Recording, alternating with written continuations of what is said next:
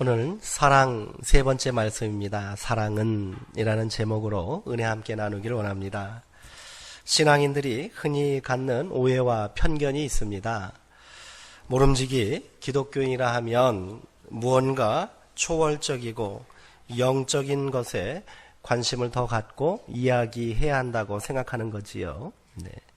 그래서 하나님 사랑에 대해서는 많이 이야기하지만 인간 사랑에 대해서는 관심이 좀 덜한 것 같습니다. 하늘에 대해서는 관심이 많지만 땅에 대해서는 큰 관심이 부족합니다. 구원에 관해서는 많은 말을 하지만요, 삶에 대해서는 그에 미치지 못하는 것 같아요. 그러나 우리 예수님은 어떠셨을까요? 예수님은 하나님 사랑보다는 인간 사랑을 더 많이 말씀하셨어요. 하늘보다는 땅에 더 관심이 많으셨습니다. 영혼 구원만큼이나 인간 삶의 회복을 위해 힘쓰신 분입니다. 신앙이란 초월적이고 이질적인 것이 아니에요. 저 멀리 있는 것이 절대로 아니란 말이지요. 새 속에 깃들어 있는 영감, 곧 속세를 관통하는 영원한 영의 호흡입니다. 쉽게 말해서 신앙은 삶과 절대로 동떨어져 있는 것이 아니란 말이지요. 신앙은 삶 속에 있고요, 삶과 하나가 되어야 한다는 그 말입니다. 일상의 작은 일에 사랑과 정성을 담는다면 그것이 곧 거룩한 신앙의 실천이 될 줄 믿습니다. 일상의 삶 가운데 영성을 노래하는 그리고 실천하는 고진아 시인의 어머니의 성소라는 시를 한 편 소개해 드리겠습니다. 어머니의 성소. 장독대의 항아리들을 어머니는 닦고 또 닦으신다. 간신히 기동하시는 팔순의 어머니가 하얀 행주를 빨고 또 빨아 반짝반짝 닦아놓은 크고 작은 항아리들. 어제 말갛게 닦아놓은 항아리들을 어머니는 오늘도 닦고 또 닦으신다. 세상에 어느 성소인들 저보다 깨끗할까? 맑은 물이 뚝뚝 흐르는 행주를 진 주름투성이 손을 항아리에 얹고 세례를 베풀듯 어머니는 어머니의 성소를 닦고 또 닦으신다. 어떠세요? 네. 시인은 평소 장독대의 청결은 식구들의 건강한 식생활과 뗄래야 뗄 수 없다고 말씀하시면서 장독대를 깨끗이 닦으면 당신 마음도 깨끗해지는 것 같다, 이리 말씀하시던 어머니의 모습을 떠오르며 시를 지었다고 합니다. 어느 볕 좋은 오후 구슬땀을 흘리시며 장독대를 닦고 계신 어머니의 모습을 보고 있노라니, 그래, 예배당만 성소가 아니지. 어머니에게는 장독대도 하나님께 예배드리는 성소 같은 것이지. 장독대를 닦으며 당신 마음도 정화시키고 그 정화된 마음에 하나님을 모셨을 테지. 이런 생각이 드셨다는 거지요. 흔히 신앙인들은 성과 속을 나누는 이분법에 익숙합니다. 그러나 과연 거룩한 것과 속된 것을 그렇게 무 자르듯이 간단하게 나눌 수 있는 것입니까? 종교의식이 집전되는 예배당은 성스럽고 오늘 예배드리는 이곳은 성스럽고 호객 소리 드높은 시끄러운 저잣거리 시장바닥은 속되다고 할 수 있을까요? 장소는 결코 사람을 성스럽게 만들지 못합니다. 성스러운 사람들이 그것을 성스럽게 만드는 것인 줄 기억하시기 바랍니다. 다시 한번 말씀드립니다. 성스러운 사람들이 그곳을 성스럽게 만드는 거예요. 마찬가지입니다. 최고의 선은 단 하나의 고정된 것이 아니라는 거예요. 모든 평범한 일상의 날들이 모여서 전체를 구성하고 무수한 우리의 흔적들이 한데 모여 거룩한 최고의 선을 이룬다는 것을 우리는 명심해야 합니다. 사랑도 마찬가지겠지요. 우리는 지난 설교를 통해 사랑은 모든 것 위에 있는 절대적인 가치이며 목적 위에 목적이라고 말씀드렸어요. 심지어 믿음도, 구제도, 그리고 순교도 온전한 참 사랑을 이루기 위한 수단이요 과정에 불과하다, 이렇게 말씀을 드렸습니다. 이렇게 바울이 증언하는 사랑에 접근하다 보니 한 가지 고민이 생겼어요. 사랑이 너무 커 보이는 거예요. 너무 높아 보이는 거예요. 그래서 과연 우리가 이 사랑을 실천하며 살 수 있을까 하는 고민에 빠지게 되었다는 거지요. 가깝다고 생각했던 사랑이 저 멀리 있는 것만 같습니다. 평범한 우리의 삶과는 동떨어진 이상의 세계처럼 느껴졌다는 거지요. 그러나 바울은 말합니다.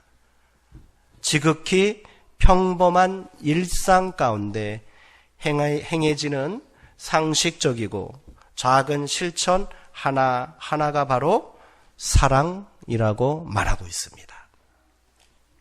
오늘은 사랑 세 번째 설교를 통해 이 사랑을 우리의 삶 속에서 구체적으로 어떻게 실천하고 나눌 수 있는지를 함께 나누어 보려고 합니다. 바울은 오늘 4장부터 함께 읽은 7장까지 말씀을 통해 사랑의 다양한 모습을 설명합니다. 이는 하나하나가 그대로 실천 덕목이며 구체적인 행동입니다. 여기서 바울은 9가지 사랑의 실천을 이야기하고 있습니다. 하나같이 특별한 것이 없고요. 지극히 평범하고 상식적인 것들일 뿐입니다. 그러나 우리가 그 어느 것 하나도 제대로 실천하지 못하고 있는 것이기도 합니다. 먼저 사랑은 뭐랍니까? 사랑은 오래 참는 것이다, 이리 말합니다. 바로 사랑은 인내라는 말입니다. 이 말씀에 비춰볼 때 우리의 사랑은 너무도 성급합니다. 그래서 참고 기다려주기보다는 사랑이라는 핑계로 윽박지르고 강요하기에 익숙합니다. 이것은 사랑이 아니라 폭력입니다. 특별히 자녀들과 배우자들을 향하여 우리는 오래 참아야 할 거예요. 우리가 가장 많이 성급함과 조급함으로 상처를 주고 사랑을 망치고 있는 대상들이 바로 내 가족이고 자녀이고 남편이며 아내라는 사실을 오늘 이 말씀을 통하여 우리가 먼저 고백하고 깨닫게 되기를 소망합니다. 왜 그렇게 하지 못하느냐고, 왜 그것밖에 안 되느냐고, 내가 얼마나 더 말해야 되고 얼마나 더 인내하고 참아야 되느냐고 우리는 너무도 쉽게 흥분합니다. 자녀를 향하여 인내하고 참고 기다리기보다는 매를 들고 고함 지르고 그것에 더 익숙해져 있잖아요. 작은 실수 하나도 용납하지 못하고 흥분하고 또 분노하는 우리 자신을 발견하게 됩니다. 그래서일까요? 바울은 첫 번째 사랑의 실천 과제로 뭐라고 한 거예요? 오래 참는 거래요. 인내래요. 제일 덕목입니다. 인내는 수동적인 사랑의 실천입니다. 내가 적극적으로 무엇을 하는 것이 아니에요. 수동적으로 내 안에서 이루는 사랑입니다. 그래서 더 어렵습니다. 가장 어려운 사랑의 실천 덕목이 바로 인내인 거예요. 당신이 누군가를 진정으로 사랑한다면 오래 참고 인내해야 될 줄 믿습니다. 여기까지 분노가 차오르고 당장 입을 통하여 뭔가 좀 쏟아내야 좀 속이 풀릴 것 같은데 그때 오늘 말씀을 기억하시면서 한 번 더 참고 기다려주시는 그런 사랑하는 사람 되기를 주님의 이름으로 축원합니다. 성경은 하나님의 사랑을 오래 참고 기다리시는 사랑이라고 고백하고 있습니다. 하나님께서 만일 오래 참지 않으셨다면, 기다리지 않으셨다면 우리 인생들은 하나같이 저주와 심판과 멸망의 자리에 있게 될 줄 믿습니다. 베드로 사도는 이렇게 증언합니다. 베드로후서 3장 9절에서 주의 약속은 어떤 이들에게 더디라고 생각하는 것 같이 더딘 것이 아닙니다. 오직 주께서는 당신에 대하여 오래 참으사 아무도 멸망하지 아니하고 다 회개하기에 이르기를 원하고 계십니다. 하나님께서는 오래 참으신다는 거예요. 바울은 계속해서 사랑은 온유함이다 이렇게 말합니다. 온유함이라는 게 뭘까요? 쉽게 생각하시면 됩니다. 타인에게 친절을 베푸는 것이 온유함입니다. 친절함이 바로 온유한 거예요. 인내가 수동적인 사랑이라면 온유함은 능동적인 사랑이에요. 내가 적극적으로 실천하고 행해야 될 덕목이라는 거지요. 우리는 온유함을 통해 주변 사람들을 행복하게 만들 수 있습니다. 이는 하나님께서 우리에게 부여하신 놀라운 능력인 줄 믿으시기 바랍니다. 한번 따라해 볼까요? 온유함은, 친절함은 하나님께서 내게 주신 능력이다. 세상이 얼마나 친절을 간구하고 있습니까? 예, 갑질 논란 계속 일어나고 있고요. 예, 자기 지위와 권세를 앞세워서 누군가를 윽박지르고 폭행하고 그런 시대잖아요. 조금만 자기 성에 안 차면 40대 젊은 그런 사람이 70, 80 먹은 그런 어르신을 자기 아파트를 지키는 경비원이라고 해서 함부로 대하고 막 욕을 해대잖아요. 폭력을 가하잖아요. 집 지키는 개라고까지 말하더라고요. 우리 가운데 가장 필요한 거예요. 사람들이 다 원하고 갈망하는 겁니다. 친절은 베풀기 쉽습니다. 그리고 당장 실천할 수 있다는 것을 우리가 기억해야 합니다. 우리 성도님들의 기억 속에 오래 남는 사람들이 있지요. 오랜 시간 동안 그 사람의 이름이 기억되고 그 사람이 떠오를 때가 있어요. 어떤 사람들이세요? 대부분 나에게 친절을 베풀어 준 사람 아닙니까? 이처럼 친절은 엄청난 보상이 따릅니다. 우리 자신을 영예롭게 만드는 거예요. 삶의 자리에서 작은 행복이 일어나기를 기도하고 계십니까? 그럼 가장 먼저 성도님들이 서 있는 자리에서 내가 친절을 베푸시기 바랍니다. 약하고 가난한 사람들에게 친절을 베푸십시오. 어쩌면 이거는 상대적으로 쉬울 수가 있어요. 특별히 부유하고 능력 있는 사람들에게 친절을 베풀어야 합니다. 우리가 쉽게 생각하기에 잘 살고 있는데 저 사람은 아무 걱정 없는 것 같은데 부자인데 그러니 나의 관심과 친절이 필요하지 않을 거야 이렇게 생각할 수도 있지만 어쩌면 우리의 친절과 온유함이 가장 필요한 사람들은 부자들일 거예요. 그들에게는 아주 많은 사랑이 필요하답니다. 무엇보다도 나와 비슷한 수준의 사람이나 가까이 있는 사람들에게 친절해야 합니다. 누굴까요? 자녀와 가족들이고 가장 가까운 형제며 이웃이어요. 근데 이는 아주 어려운 일이라는 거예요. 어렵습니다. 아마도 이들은 우리가 가장 적게 사랑하고 있는 사람들일지 모릅니다. 친절은 단순히 비유를 맞추는 게 아니지요. 기쁨을 주는 거예요. 인생의 시간이란 잠시도 멈춰서 있지 않습니다. 기다려주지 않습니다. 한번 흘러가면 지나가 버리는 거예요. 그러니 누군가에게 베풀 수 있는 친절이 있다면 언제 해야 됩니까? 지금 당장 해야 될 줄 믿습니다. 이를 미루거나 소홀히 하지 말아야 합니다. 그 시간은 한번 지나가면 다시 오지 않는 겁니다. 사랑을 너무 크게 생각하지 마십시오. 바울은 두 번째 사랑의 덕목은 능동적인 사랑의 덕목입니다. 당장 실천할 수 있는 그런 과제예요. 그것이 뭐라고요? 온유함입니다. 친절을 베푸라는 거예요. 우리가 친절을 베푸는 그 자리에 행복이 시작되고 만족과 기쁨이 채워지는 줄 믿으시기 바랍니다. 네. 사랑은 시기하지 않습니다. 이 말을 다른 말로 하면 관용하는 거예요. 용납해 주는 거예요. 인정해 주는 거예요. 왜 시기하고 질투합니까? 인정하지 못하니까. 예. 용납하지 못하니까 그런 거예요. 우리가 누군가를 사랑하기 시작했을 때 가장 먼저 찾아오는 위기가 바로 시기입니다. 저는 그렇게 생각합니다. 누군가를 사랑하고 있어요.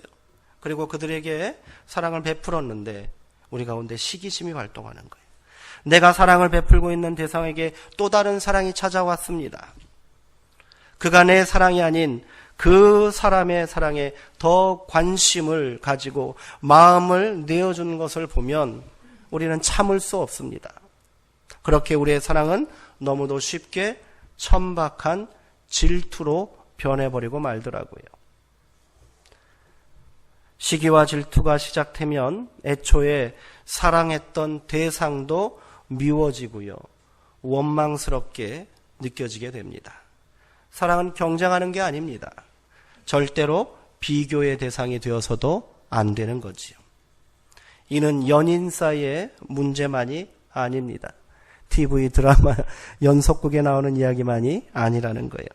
자녀와 부부 사이에서도 자주 일어납니다. 가까운 동료와 이웃 간에도 일어나는 거예요. 우리가 자녀를 향하여 너무도 쉽게 말하지 않습니까? 내가 이놈에게, 이 녀석에게 얼마나 많은 사랑을 또 얼마나 많은 정성을 다했는데 어쩌면 내 사랑을 그렇게도 몰라주는지, 내 사랑에는 관심도 없고 저 다른 곳에 사랑을 갈망하고 있는 모습을 볼 때 우리는 어떻게 해야 돼요? 질투가 나는 거예요. 시기가 나는 거예요. 그래서 미워할 수도 있고 증오할 수도 있는 거예요. 우리의 사랑을 망치는 길입니다. 누군가를 사랑하기로 마음먹었다면 절대로 내 사랑과 또 다른 사랑을 견주지 마시기 바랍니다. 그 사랑마저도 인정하고 용납하셔야 합니다. 내 사랑만이 전부이고 최고라고 생각해서는 안 된단 말이에요. 그렇게 우리는 사랑하는 사람을 놓아줄 수 있는 용기가 있어야 한다는 겁니다. 그렇다고 사랑을 포기하라는 말은 절대로 아닙니다. 시기하지 말라는 말은요, 경쟁적인 사랑을 하라는 거예요. 근데 이 경쟁은 어떤 경쟁이겠습니까? 선한 경쟁이 된다는 거지요. 더 사랑하고 더 진실함으로 다가가라는 거예요. 내가 그 사랑을 향한 사랑을 포기할 수 없다면 더 큰 사랑으로, 더 감동적인 사랑으로 다가가라는 겁니다. 더 많이 이해해야 되고요. 더 많이 관용하고 용서하고 용납해야 합니다. 그렇게 우리의 사랑은 고귀한 모습으로 완성될 수 있는 것입니다. 네 번째 사랑의 덕목은 자랑하지 아니하고 교만하지 아니하는 겁니다. 우리의 입술을 봉인하고 우리가 한 모든 것을 감추고 잊어버리는 겸손을 말하는 거예요. 누군가에게 사랑을 베풀고 그 사랑이 그 사람의 삶 가운데 스며들었다면 우리는 조용히 돌아서서 자신의 일에 대하여 침묵해야 합니다. 사랑은 자신이 한 일을 자기 자신에게조차 숨기는 것이 되어야 합니다. 사랑은 절대로 자기 만족과 자랑이 되어서는 안 됩니다. 예수님은 뭐라고 말씀하셨습니까? 오른손이 한 일이 왼손이 모르게 하라고 말씀하십니다. 자기 자랑과 교만은 절대로 사랑이 될 수 없습니다. 자기 교만과 또 자랑은, 자기 자랑과 교만은 사랑을 완성하는 단계에서 이를 다시 허물어 버리는 어리석은 행동이 된다는 것을 명심하셔야 합니다. 자신이 행한 사랑이 결국 자기 만족이고 욕심에 지나지 않았다는 것을 시인하는 꼴입니다. 사랑은 대가를 바라지 않는 행동입니다. 사랑은 희생이며 또 헌신입니다. 이는 사랑한 후에 우리가 자신을 자랑하지 않고 교만하지 않으므로 겸손히 이를 감출 때 완성되는 것인 줄 믿습니다. 얼마나 많은 경우 우리는 애써 일군 사랑을 망치고 있습니까? 바로 교만 때문입니다. 겸손을 잃어버렸기 때문입니다. 그러므로 교만은 패망의 선봉이요 넘어짐의 앞잡이다, 이렇게 말하는 잠언의 지혜자의 말씀은 진리인 것 같습니다. 누군가를 진심으로 마음을 다하여 사랑하셨다면 이제 겸손히 어떻게 해야 돼요? 잠잠히 물러서야 합니다. 자랑해서는 안 돼요. 떠벌려서는 안 돼요. 내가 널 얼마나 사랑했는데 왜 내 사랑 몰라주나? 내가 이렇게 당신 사랑했잖아. 이렇게 했는데 당신은 왜 나에게 그거밖에 못해? 사랑이 될 수 없는 거예요. 애써 만들어 놓은 사랑을 다 부수어버리는 거예요. 이 위대한 사랑의 침묵이 더 큰 사랑의 역사를 이루게 될 줄 믿습니다. 사랑하면 또 어머니의 사랑을 빼놓을 수 없지요. 기독교 역사에서 가장 위대한 사상가요, 또 기독교 지도자인 어거스틴이라는 사람이 있어요. 성인이라고 불러서 성 어거스틴, 이렇게 말합니다. 그는요, 젊은 시절 이교도에 빠져서 아주 방탕한 삶을 살고 있었습니다. 어거스틴이 그 모든 삶을 다 청산하고 다시 신앙인으로 돌아오고 회심하여 위대한 기독교 역사의 지도자요 사상가가 될 수 있게 된 그 이면에는 누가 있었냐면 어머니의 눈물과 사랑이 있었다는 거예요. 어거스틴의 어머니 모니카는 어거스틴이 그 방탕하고 또 죄악 가운데 사는 삶을 바라보고는 밤마다 조용히 아들을 위하여 기도했답니다. 참고 기다려준 거예요. 그가 변화될 것을 확신한 겁니다. 눈물로 기도하는 그 기도 가운데 하나님께서 응답하시고 그를 위대한 믿음의 자녀, 위대한 기독교의 그런 위인으로 만들어 놓은 줄 믿습니다. 사랑은 이렇게 위대한 거예요. 그러기 위해서는 어떻게 됩니까? 우리가 더 큰 사랑을 이루기 위해서 인내해야 하고요. 겸손히 뒤로 물러서서 기다릴 줄 아는 그런 귀한 모습이 우리 가운데 있어야 될 줄 믿습니다. 사랑합시다. 우리 서로 뜨겁게 사랑합시다. 바울이 로마서에서 말한 것처럼 피차 사랑의 빛 외에는 아무에게도 아무 빛도 지지 말라, 이렇게 우리가 고백하기를 원합니다. 사랑은요 명사가 아닙니다. 사랑은요 동사입니다. 한번 따라해 보실래요? 사랑은 동사이다. 이게 어떤 말입니까? 사랑은 정의 내리는 것이 아니라 사랑은 뭐 하는 것이라는 거예요? 사랑하는 거라는 거예요. 사랑은 그냥 고정된 명사가 아니에요. 관념이 아니에요. 사랑은 실천이 돼야 되고 행함이 돼야 한다는 거예요. 사랑해야 사랑인 줄 믿습니다. 오래 참고 인내하십시오. 그가 나의 사랑을 외면하고 알아주지 않을지라도 우리는 참고 기다려야 될 줄 믿습니다. 그렇게 온전한 사랑을 우리 안에 만들어가길 소망합니다. 온유하십시오. 당신의 온유함으로 친절함은, 당신의 온유함은 그리고 친절함은 하나님의 뜻을 당신의 삶의 자리에서 이루는 능력이 될 줄 믿습니다. 당신이 사랑을 실천하고 당신이 친절을 베푸는 그 자리에 평화가 깃들고 하나님께서 거기 계시는 줄 믿습니다. 사랑이 있는 곳에 하나님이 계시는 거예요. 온유한 자리에 평화가 있습니다. 관용하십시오. 모든 사랑을 용납하고 인정함으로써 아름다운 사랑의 경쟁을 하시기 바랍니다. 당신의 소중한 사람을 위하여 더 많이 사랑하시고 더 많이 격려해 주시고 더 많이 기도하시기 바랍니다. 그렇게 당신의 사랑은 더 고귀한 사랑으로 완성되게 될 줄 믿습니다. 겸손하십시오. 사랑을 실천하셨다면 조용히 내가 행한 사랑마저도 아주 잊어버리는 거예요.